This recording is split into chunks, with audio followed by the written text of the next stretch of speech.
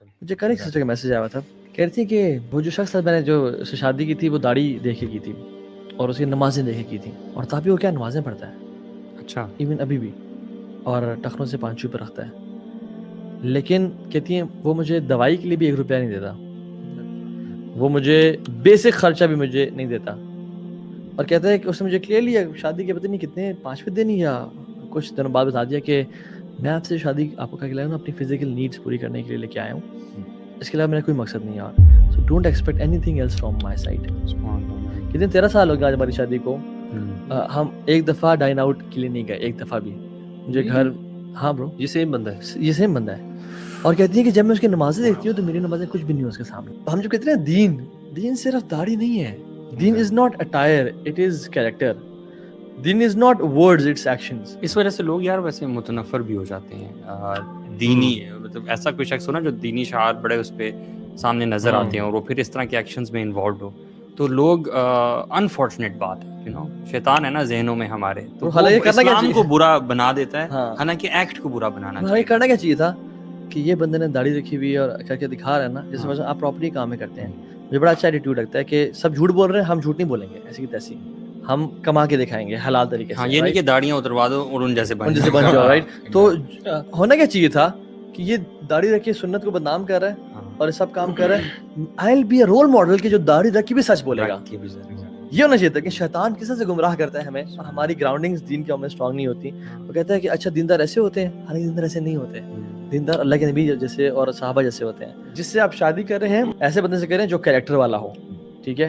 दाढ़ी जैसे इंपॉर्टेंट है, हम इसको नहीं छोड़ सकते। और दीन जो है ना कंप्लीट दीनदार, जिसमें आपका ज़ाहिरी भी है, जिसमें नमाजें भी हैं, but at the same time character भी है। यू कांट पिक वन, इधर और नहीं कर सकते।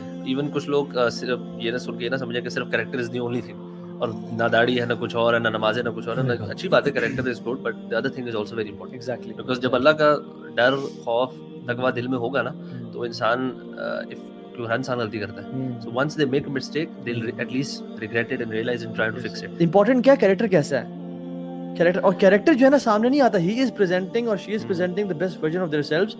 कैरेक्टर सॉलिट्यूड की खूबसूरती का नाम है यार। इस तरह की केसेस में ना मुझे ये है कि देखें जो सिस्टर हैं उन्होंने अपनी एस्टिमेशन के मुताबिक, जिस तरह के अल्लाह के नबी सल्लल्लाहु अलैहि वसल्लम की हदीस भी है कि वो अपनी सोच समझ के मुताबिक वो एक्शन लो जो कि सुन्ना के करीब है, और सब चीज़ों को देखते हुए, तो इन सिस्टर ने अपने मुताबिक बिल्कुल सही एक्शन लिया।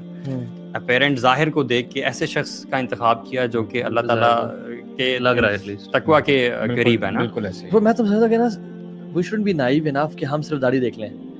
हम जब शादी कर रहे हैं, ये शादी जब होती है तो आपका भी कांटेक्ट तो होता है ना, किसी रेफरेंस से आप आते हैं, डिफरेंट सीटिंग कर सकते हैं, सीटिंग कर सकते हैं, लेकिन यार कितना हो जाएगा, तो हम मुझे लगता है ब्रो आप ना उन लोगों से रब्ता करें, उन लोगों से इंक्वायर करें जो स्मार्ट खवातीन है ना। मुझे उन्होंने मेरे दोस्तों के बारे में पूछा कि ताबी बताइए सी डीलिंग कैसी है, ये स्मोकिंग तो नहीं करता। यार बंदों पे ना देखें, जैसे जब अल्लाह ताला फरमाता है ना कि जो रजाल हैं, जो मर्द हैं, वो कवाम हैं, रिस्पॉन्सिबल हैं।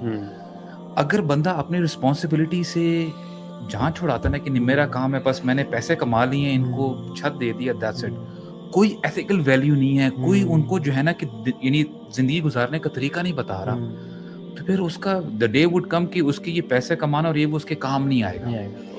वल्लाही काम नहीं है। कुल्लुकुम राइन व कुल्लुकुम मसऊलन अन रइयती। एग्जैक्टली। तो ये this is what we have to understand. हमारे ऊपर वी बीइंग एज कवाम, फॉर एग्जांपल हमारे फादर्स हैं या हम अपने घर के कवाम हैं, बहुत बड़ी रिस्पॉन्सिबिलिटी है, और हमसे पूछा जाएगा, कि तुमने जो है अपनी वाइफ के साथ क्या तुमने ट्रीटमेंट की है, तुमने अपने बच्चों की क्या तरबियत की है। बच्चे पढ़ लिख जाते हैं लेकिन दीन का कुछ भी पता नहीं होता।